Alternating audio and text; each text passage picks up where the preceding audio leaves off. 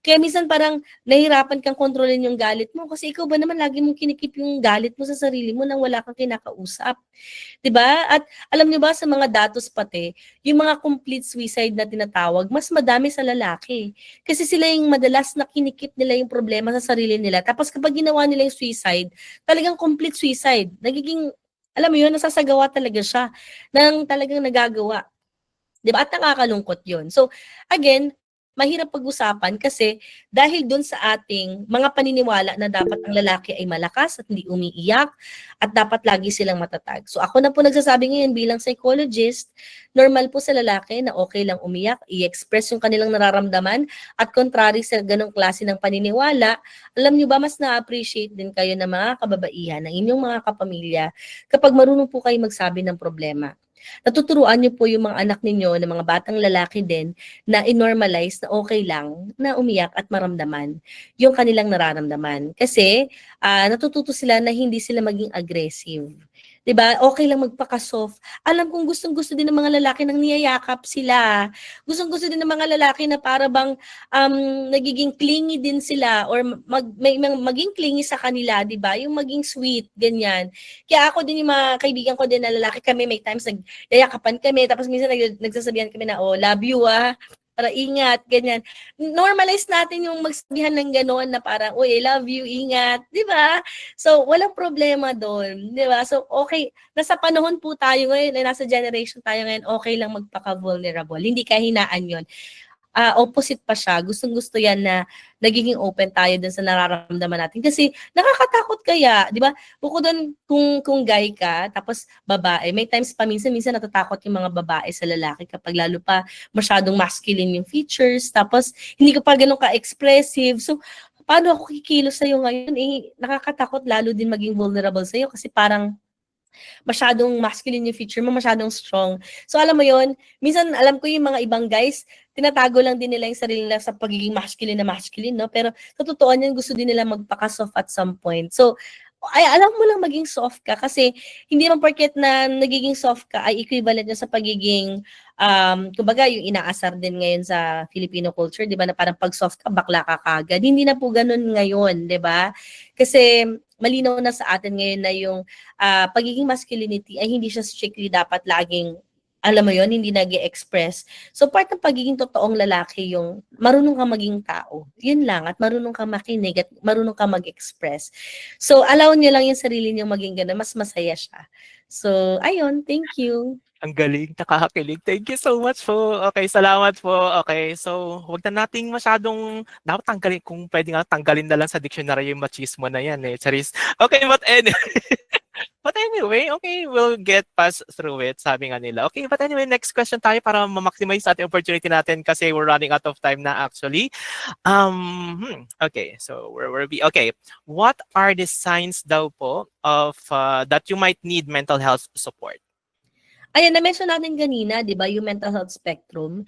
Yung mga na-mention ko kanina na nagfo-fall under ng, coping at saka struggling, yun na yun. Signs na yun na puwede kang magkaroon ng mental health support. Basta tandaan ninyo kapag naramdaman mo na, yung distress mo ay nagle-lead na dun sa tinatawag natin dysfunctionality, meaning hindi ka na makapag-function ng tama, naapektuhan yung personal hygiene mo, yung pang-araw-araw mo, di ka maka-focus, pati trabaho mo naapektuhan, pati relationship mo naapektuhan, pati yung tulog mo, pagkain mo, kapag hindi mo na nababalanse yung mga bagay, kahit papaano, yan, pwede ka nang lumapit sa mental health professional. So, hindi kailangan na severe siya bago ka lumapit. Dapat malayo pa lang, naaagapan na natin.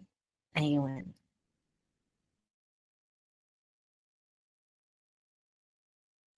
Ayan, nakamute ka yata, Sir Jeffrey.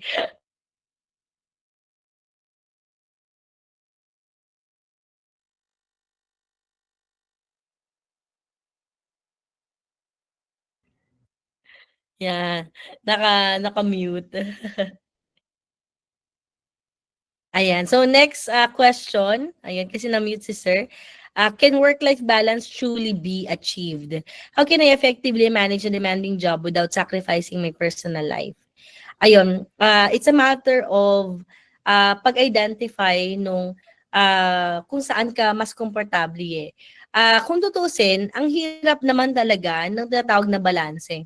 Kasi kung titignan mo na lang sa isang araw ng isang taong nagtatrabaho, hindi na balanse eh.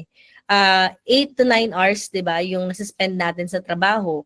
Kung papasok ka pa sa office, may travel time pa 'yan. So iba-iba yung travel time, may iba 2 hours, iba parang 3 to 4 hours ang biyahe. So imagine ilan na nasa-spend mo. Meron ka ng mga 12 hours. So kalahati na lang ng oras ang natitira sa'yo. So around 12 hours na lang. Sa 12 hours na yun, anong gagawin mo? Siyempre, 'di ba matutulog ka, magpapahinga ka. So papaano pa gagawin yung ibang mga bagay? 'Di ba? So parang naapektuhan talaga yung personal life, no? Kung minsan. So kaya dito papasok ngayon yung pag-squeeze in ng self-care activities natin. Kumbaga, we're going to integrate yung mga personal aspects natin sa mismong work na meron tayo na isisingit natin yung mga bagay na komportable tayong gawin sa trabaho. 'Di ba? So parang kunwari, kung meron tayong enough time sa work, no, may idle time. So baka yun yung time natin para kahit papaano na gawin mo yung mga bagay na parang very personal sa'yo. Halimbawa, nagsa-sketching ka, o kaya naman yun yung time mo para magkaroon ng opportunity to be connected with your friends, et cetera, et cetera. So, kailangan mong hanapan, no, business sa schedule mo, saan mo maisisingit yung ilan sa mga personal na kaya mong maisingit doon, ini-integrate mo yung mga bagay na yon. So, ayun, no? Ano pa? Example, halimbawa, akin, paano ko ini-integrate sa life ko yung mga bagay na personal? Kasi sobrang madami talaga trabaho eh.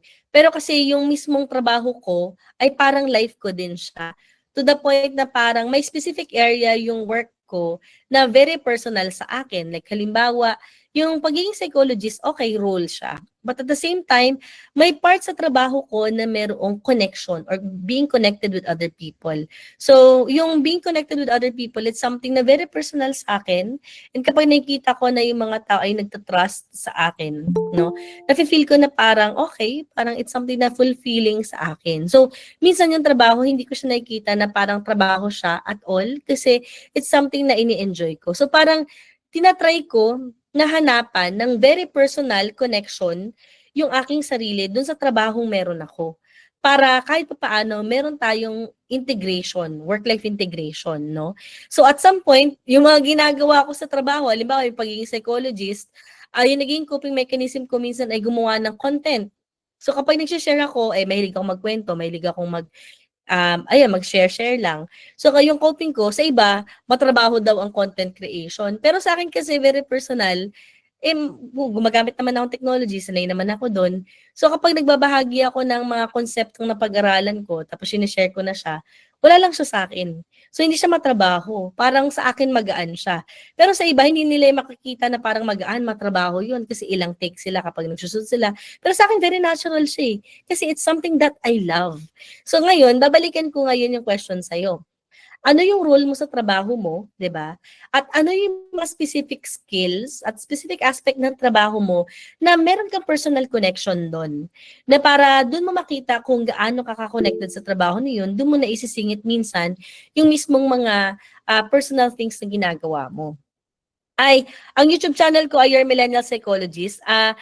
Ano pala siya ngayon 'no, parang, nagre-rebrand siya. So baka mag-release ako ng mga, specific na mga content sa mga susunod. TikTok yung marami akong contents tsaka sa Facebook 'no, Your Millennial Psychologist sa Facebook tsaka sa TikTok. Pero if i-subscribe mo na din ahead of time kasi magre-release kami ng mga contents dun and para siya sa public, ayun.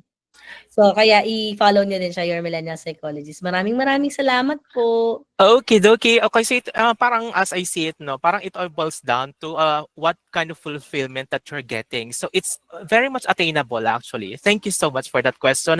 Ang gaganda naman question, 'di ba? Okay, next question tayo agad-agad from DSWD Mima Ropa.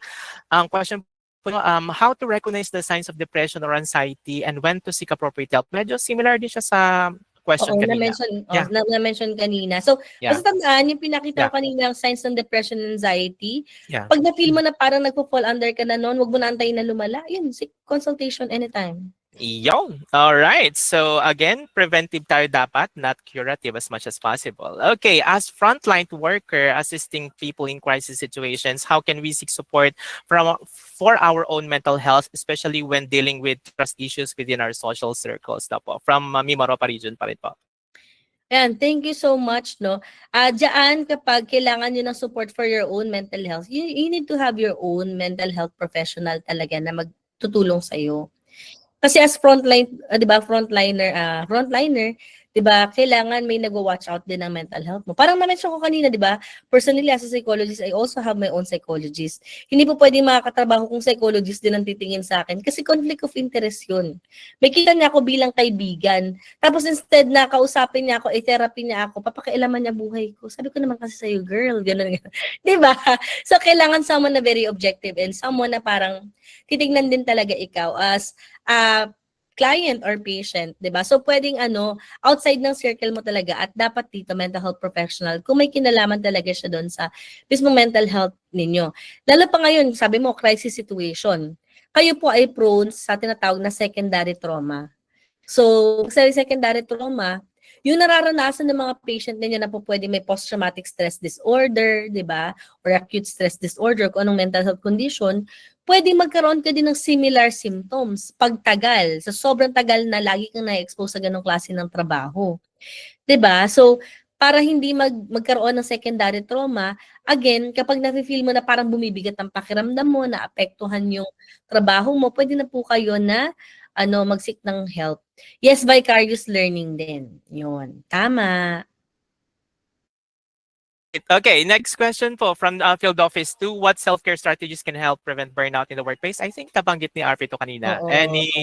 Anything that you wish to give emphasis to sa question po na to, Yeah. RP? So aside from dun sa na-mention ko kanina na self-care and collective care, since pinag-usapan natin ay burnout in the workplace, I think yung pinakakailangan natin i-emphasize dito ay yung structural care, meaning yung mga policies that protects your mental health. Meaning, sabi ko kanina, ang burnout ay hindi personal problem. Sa definition niya, di ba, chronic workplace distress. So, ibig sabihin ng problema sa trabaho. So, kailangan, kapag meron ka nakikitang problema na sa sarili, na apektuhan ka na ng talagang trabaho mo, don't forget na i-communicate mo siya sa human resources. Kasi yung pag-ayos ng sistema, pag-ayos ng policies within the workplace, sa ganung paraan nababawasan lalo yung burnout aside from collective care tsaka mismong self-care. Kasi systemic issue na siya eh. Kasi kahit na parang mag-self-care ka sa bahay ninyo, sa rest day mo, pagbalik mo ng trabaho, nandun yung problema, babalik na naman siya, mas-stress out ka na naman, di ba? So, mangyari lang, lagi kang mag-look forward ng rest days mo, di ba? So, kaya ang problema, dapat ayusin yung sistema doon sa mismong trabaho. Baka minsan ang problem din pala yung compensation. Baka pwede namang mailaban na medyo i-workout din yung sa compensation. So, yung mga ganong issue, no, na parang i-raise sa mismong HR, tapos i-document nila para i-relay nila yon, no? Yung ganong klaseng mga issues na yun para ma-workout siya. Systemic issue na siya sa workplace. Yun yung gusto ko i-emphasize. Alright, thank you so much. Tusok na tusok tayo doon. Okay, and I think this is the last question na po no from our dito. Yung mga nabigay na po na question. Ayan, nahirapan na ako maghanap ng Tagalog. From DSWD Field Office Calabarzon, mag-English kanina. Ayan, nagrarambol-rambol na sa utak ko. How can we foster a culture of well-being in a fast-paced workplace daw po? Yan. So, yun yung medyo trap, no? Kasi parang fast-paced workplace. Dahil most of the time, we're exposed to a fast-paced na workplace, parang everything is urgent. Parang everything requires deadline. So, to foster yung culture na talaga mentally healthy, sometimes you need to take a pause. Ayan, matutunan din natin na i-normalize na mag-take ng break. So, every now and then, you need to take breaks in between, 5 to 10 minutes na breaks para matulungan tayo. And then, we also respect yung boundaries ng mga co-workers natin na kailangan ng break. Baka sobra-sobra din kasi yung nafe-feel nila sa work nila. Yun yung mga example na yun na we are supportive, respectful sa boundaries ng isa't isa, at the same time, affirmative in terms of care. So, ganun natin siya na-work out. So, kahit fast-paced yan, dapat matuto pa rin tayong mag-take ng pause o kaya mental health breaks. Okay, that's the key. Fast pace, take a pause. Okay, that's it. I think, yeah. Okay, so it's 3:44. It's quarter na po, quarter to 4 na po ng hapon, no? So I think that ends the Q&A session na for this day's session. My God, I don't know what to say. Sobrang dami kong learning myself, as facilitator myself, ang dami kong learning for this session, discussion, and even the questions, sabi ko sa inyo ang gaganda ng mga questions na na-receive namin, no, from the pre-registration pa lang. And well, given the answer na rin from our resource person herself, sobrang sulit na sulit talaga yung naging discussion natin, and even yung pagsasama natin dito since 2 o'clock in the afternoon. Okay, so at this point, I think let's keep the ball rolling. Let me now present this certificate of appreciation po muna siguro sa ating RP. Okay, so this certificate of appreciation is presented to Rian Portugues in sincere acknowledgement to your invaluable efforts extended as a resource person during the 2024 Mental Health Month celebration this October 29, 2024 via Google Meet, signed by our Regional Director Leonardo C. Reynoso, CESO 3. Okay, so let's share some love and appreciation. Again, the one and only, your millennial psychologist herself, Rian Portugues. Sobrang salamat po talaga, YMP. Okay, any, ano tawag dito? Tama ba? Final message? Parang nakakatakot kasi pakinggan. Any words of encouragement po or anything you wish to say pa po siguro bago ko po na yung pakawalan dito? Thank you. Yeah, so hopefully no we can have yung sabi nila ang daming nagsabi psych serye o kaya daw magkaroon daw ng next, no? Sana hindi ito ang huli. Ayun, yun na lang yun. Sana hindi ito ang huli. Maraming salamat and congratulations sa team ninyo for this very successful event. So thank you so much. Don't forget to be kind to your mind. Yun. That's it. Be kind to your mind. Okay, but before natin pakawalan siguro si YMP, may we request guys to kindly open your camera perhaps for a quick photo op with our RP. Okay, para may kwan tayo, may memories man lang tayo. Okay, for the contact detail, siguro later on, no, ipopost natin kung paano natin siya ma-reach sa kanyang social media account. Napaka-active naman ni YMP sa social media, sa TikTok, Facebook, YouTube, lagi naman siyang nandun. Okay, ayan, sige po. Sa mga may camera po dyan, makikisuway na lang po saglit. Let's have a quick opportunity with YMP kasi baka next year natin siya makasama ulit, so matagal-tagal tayo maghihintay. So sulitin na natin yung pagkakataon na meron tayo ngayon. Okay, everybody good? Okay. Medyo mag-serious mode muna tayo ng slide dito. Okay. Ready po? 1, 2, 3. Okay. What else? Okay, 1 second lang po. Okay, one more time. 1, 2, and 3. Okay, I think we're good. All right. So, ay nako, ayokong mag-share masyadong maraming learning kasi lalaman pa ito ng maraming oras. And I know for sure, napakarami nyo ring learning on your own. And again po, on behalf of the Human Resource Management and Development Division of the DSWD Field Office Mimaropa, our sincerest and warmest thanks to our resource person. Again, we have here joining us, sobrang kilig na kilig pa rin ako hanggang ngayon, your millennial psychologist. Once again, guys, Rian Portugues. Bye-bye. Sobrang salamat po. Ingat po. Okay, maraming salamat po. Okay, so how was that? Okay. Wow. That's, sabi ko sa inyo na ganyan, hindi namin sasayangin yung oras nyo. Di ba na-extend pa tayo ng slide? Sobrang dami natin kailangan pag-usapan talaga pagdating sa workplace, mental health, and well-being. And we also recognize that this is not, this may not be the most, this is not a conclusive part, but instead, this is going to be just a beginning of our journey to promote and to implement workplace mental health and well-being. So na-take off na natin yung dalawang business natin for today. Tomorrow, we will also be having another equally important, informative, and insightful discussion about harnessing emotional intelligence for effective leadership and the unlocking connection, the art of attentive communication with Tita Mong psychologist, Lordy Angelo Santos, and Doc Argel B. Masanda. We will still be using the same link provided po, no? So we will open the virtual room tomorrow at siguro kahit mga 10 p.m. tuloy, 10 a.m. po tayo mag-start bukas, and then sa afternoon session po natin 1 p.m. open na po natin ang ating virtual room. So sa lahat po ng talagang kumapit, hindi nyo kami iniwan sa ere. Sobrang maraming salamat po muli sa inyo pong oras, and hope you guys learned a lot and enjoyed the session as much as I did. Thank you so much. Okay, so this has been Jeffrey Manzano po, no? So let me just end our session with a simple reminder to be cool, be well, and be kind to one another. And for the meantime, please do take care of yourselves. See you guys again tomorrow. Maraming salamat po. Ingat po tayong lahat po. Thank you po, thank you po.